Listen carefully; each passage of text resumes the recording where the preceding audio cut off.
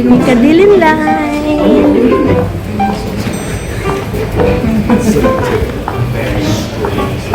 Nandito kami ngayon sa Harrods. Ngayon sa Harrods na. Mga slapsoy talaga. Yung sanay. Grabe ka na 75 pounds. So, my friend advised me do not show that you were shocked with the price. Just say, give me 5 minutes. Kanin siya?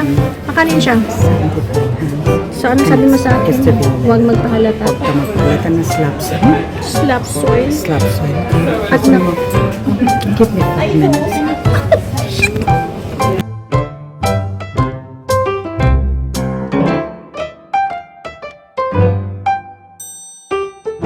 minutes walk. Let's go. We are going to Love Luxury in because London. right there.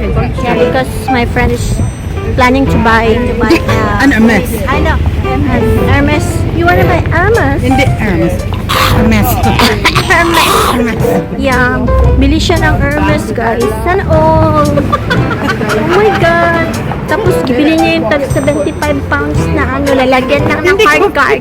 Nagtalikod ako, tapos sabi niya, wag daw pahalata na slap suey. Oh my God! Tip number 1, sabihin mo lang, that's nice, I'll be back in a minute. Give me just 2 minutes. Just 2 minutes.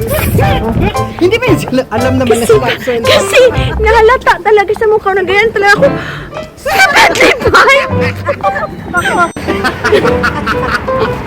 Basta yan. Hindi na siya. Basta ngayon, sakayan mo lang ako. Huwag kang papaslap soil dyan. The shop is, yung merong ano, Love Luxury. yan ang tip. Where you can buy a mess. That's in front of the rainbow car. Yeah, that's their car. Kita na niya good. She found the shop. Yay! Yan pala yan. Love Oh, sana tinawagan mo. Madala yung kausap.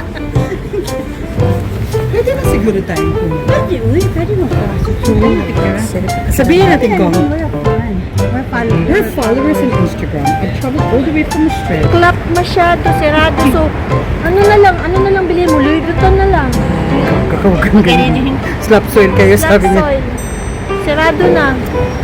Busy picture ka muna. A picture. Parang 32. So, yan palang bilhin mo. Is that what you plan to buy? 25. What? I can 25. Love Luxury. Picture ka na sa car.